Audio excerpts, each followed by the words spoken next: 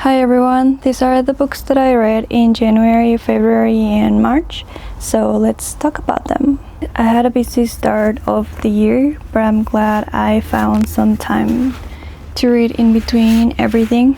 Starting off with a very popular book, I Who Have Never Known Men by Jacqueline Hartman tells the story of 40 women living inside an underground bunker with little to no memories of life before being enclosed. Our main character is the youngest of the group. She was named Child by the other women because when she was brought into the bunker, she was a child.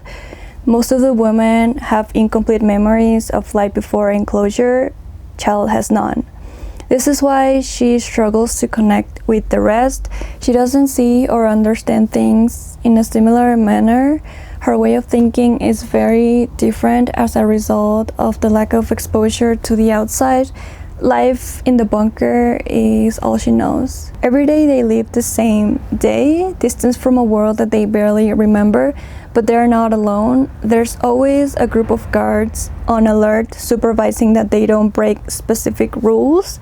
But why are there rules? What is the real reason behind their imprisonment? Child is a very curious girl. Her being isolated from the rest made her intrigued in the space they live in. She became attentive to the daily rituals and started memorizing patterns. Child wanted to know if one day inside the bunker was any close to what the other woman told her a day outside was. The 40 women endured a life of confinement for so many years until finally one day the door of the bunker opens again, but this time there is no one to close it. Guards are nowhere to be seen. The women are completely alone and free to finally step outside after so many years, only to find themselves even more confused than they were before. This is a book that comes with so many questions as the story goes on.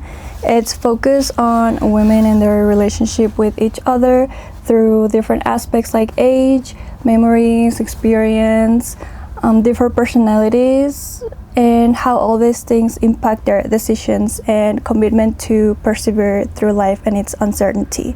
I enjoyed this book. It kept me invested until the end to find out the answers, but at the same time I feel like it's part of the experience with this book, having a reader kind of like try to guess what's gonna happen with every little change in the story, with every discovery.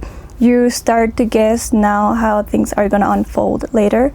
So I like this book. The next book is The Temple of the Golden Pavilion by Yukio Mishima. This story follows Misoguchi, a young boy, son of a Buddhist priest. Ever since he was a kid, his dad talked to him about the greatness of the Golden Pavilion in Kyoto. To his dad, this temple was the greatest place in Japan, and it represented the purest form of beauty. So later, Misoguchi became an acolyte in this temple as his parents wished. One snowy day, not long after his arrival to the temple, Misoguchi commits a heinous act that would change his experience in the temple forever. He meets new people, which we can see as a representation of the theme of good versus evil, and how his friends can influence him in different ways, but ultimately his actions are a result of his experience with other people in the past as well. He struggled to see himself as equal to other people because of his stutter. He always noticed when people would lose interest in having a conversation with him, which made him hate people. Misoguchi's stutter made him disconnected with people, and he felt that it created a bridge between him and the world, with the Golden Pavilion being the only thing he has ever felt a connection with. But this fascination with the temple eventually became a nightmare. Misoguchi perceived himself as ugly, and the unchanging beauty of the temple was a constant reminder of it. But as he discovered more flaws inside the temple, he had more reasons to justify his growing hate towards it. It's almost as if he wanted to escape this shadow of the temple that kept following him everywhere, like the desire to detach from something he once loved. And this led to a terrible decision. One of the things this book made me think about is our own perception of beauty and how things appear to be more beautiful when we find a certain connection to it. Do we think Misoguchi could have found the Golden Pavilion beautiful had it not been from his dad making him believe so? He also fails to distinguish between right and wrong, We know that some of his actions are severely unjustified and they come from a deep place. At the end of the day, it's rooted in his own perception of himself many times as the victim, but we still want to know if he's gonna carry out his final goal. An interesting read for sure, especially after learning that it was based on a real life event that happened in the Golden Pavilion. The next book is There by Tommy Orange. In this book, we are presented a list of 12 characters that we will get to know along the story. All these characters have one thing in common, and is that they all come from urban native communities. The book reads in separate chapters for the different stories and POVs of every character. At some point, you will start connecting the characters and think how they will eventually collide in the story. All 12 characters show different sides of the urban native experience, specifically in Oakland. We learn about the many different ways that native communities represent the diversity within the population. No experience is the same for everyone, and all characters relate differently to their own identities as natives. While some are trying to connect to their heritage through dance, some are trying to escape this painful history of their ancestors. The powwow becomes this very important piece in the story. It's the one that's gonna complete the puzzle, but there's many ways to get there. A place for natives to reunite with their community, to reconnect with their heritage and find themselves becomes the stage of a fateful event. In this story, everyone has their own struggles, but they are all connected by history, community, and culture. This book was very insightful. It opened new doors for me to understand the different lives and diversity that exists in the native urban communities. One thing I didn't love though is that the amount of characters made it a little bit hard to focus on one story before moving on to the next character, especially because this is a very short book. But regardless, I enjoyed it. One of Hayao Miyazaki's favorite childhood books, How to Live by Kensaburo Yoshino, is a classic for kids in Japan. I've been wanting to read this book since they announced that it inspired the film The Boy and the Heron, so I wanted to compare the book and the film. I haven't watched The Boy and the Heron since it came out, but honestly, I don't think I see any evident parallels. How Do You Live follows Copper, a 15-year-old that navigates life after the death of his father, and while he's trying to live and just experience life for himself, he is not alone. His uncle is one of the narrators of this book, so we get to read a journal that he wrote for Copper to accompany him while he's trying to understand life during his teenage years. Copper's uncle writes about his moments of realization and introspective thoughts that he earns by seeing and interacting with other people. Copper and his friends show the readers a lesson of empathy, loyalty, and morality. As I mentioned before, there are no obvious references of the book in the movie, but you can see a little bit of like the philosophy of life that Hayao Miyazaki used as an incentive to create the movie, especially towards the end. But I also think that the two main characters share similar traits. I'm someone that thinks about life very often, so books like this act as a reminder of these ideas that at times feel a little bit naive, but they remind us of the innocence that we once experienced as kids before trying to figure out life. If you like Studio Ghibli movies for their essence and messages of humanity, you would like to read this book or recommend it to a younger reader in your life.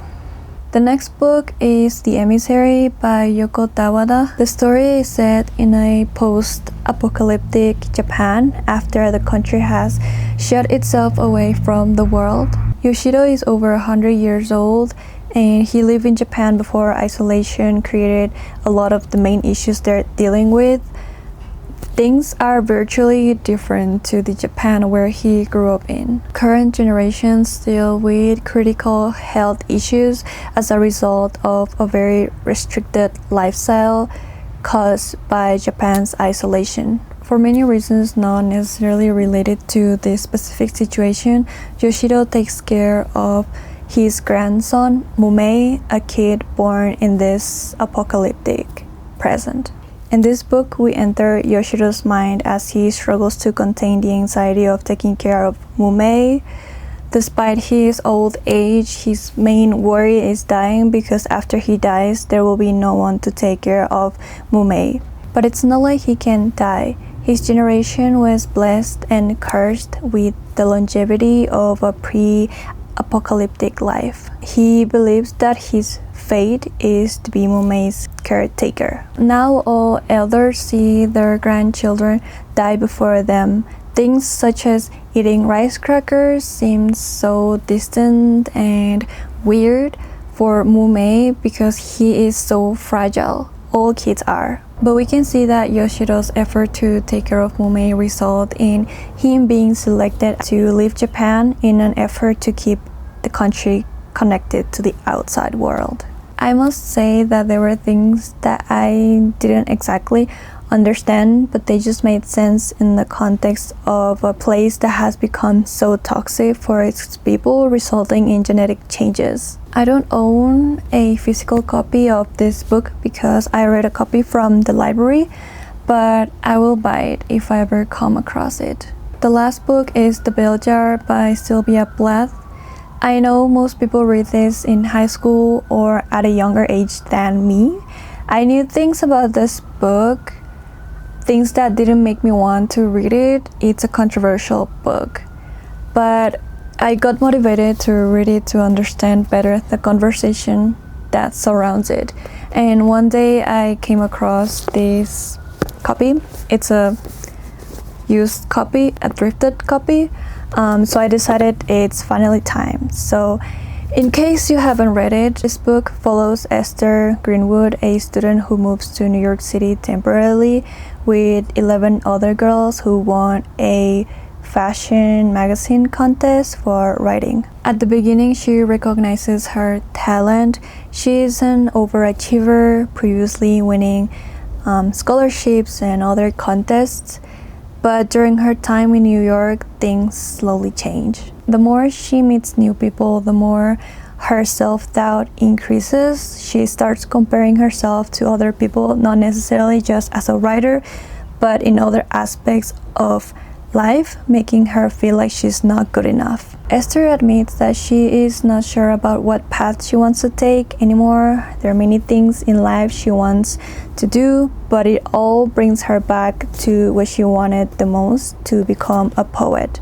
She sort of goes through a time in her life when she's not completely sure about what she wants. I think many people relate to this part when you want to try so many things, but you worry that by choosing one thing, you have to abandon the others. And what if you made the wrong decision? So instead, you just wait for a sign, but when you realize life has passed you by. After her job in New York is done, Esther goes back to Boston, and this is where we see a quick decline in her mental health, and this is where the book gets heavier to read. The writing of this book feels effortless. It's well known to feel modern, ahead of its time.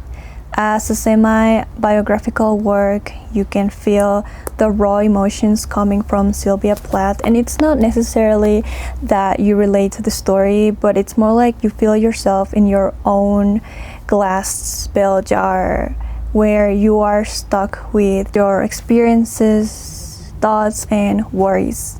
It's impossible for me to give this one 5 stars due to the very racist remarks and Esther judging everyone's appearances. These are very raw depictions of the different struggles with mental health, so if you haven't read this book and if you feel like you're not in the right headspace for it, you may find it triggering. I ended up having a very divided opinion on it, so let's just leave it at that.